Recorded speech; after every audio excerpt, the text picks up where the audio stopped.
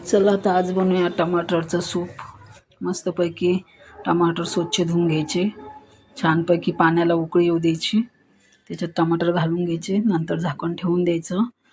आता हे बघा, हिरवी मिरची, लसूण आणि अद्रक आपल्याला घ्यायचं आहे। हे बघा, आपले टमाटर एकदम बॉईल झालेले आहे, ते बघा कसे मस्तपैकी ते कातळे तिचे आपोआपच वरती आलेले आहे। हे बघा, पकडता सुद्धा येत नाही आहे। हे बघा, वरती साल आपल्याला काढून घ्यायची आहे त्याची। हे बघा, साल काढून घ्यायची। हे बघा, काढून झालेले आहे।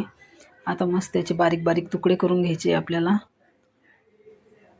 एकाचे एक भाग करून घ्यायचे आणि मिक्सरमध्ये ग्राइंड करायचे त्याला।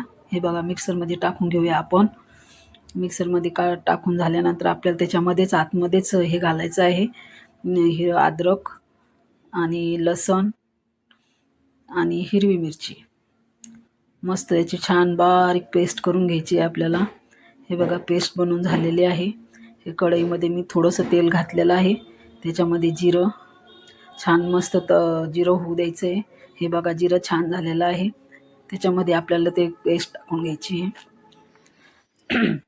हे बघा, थोडंसं पाणी पण घालायचं आहे वरतून।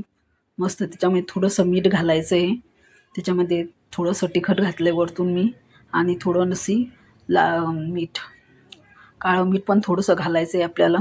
हे बघा, आपलं बनवून तयार झालेलं आहे सूप। वरतून मस्त छानपैकी सांबार आणि हे टाकलेलं आहे। हे बघा, कसं वाटलं? आवडल्यास लाईक, शेअर आणि सबस्क्राईब करायला विसरू नका।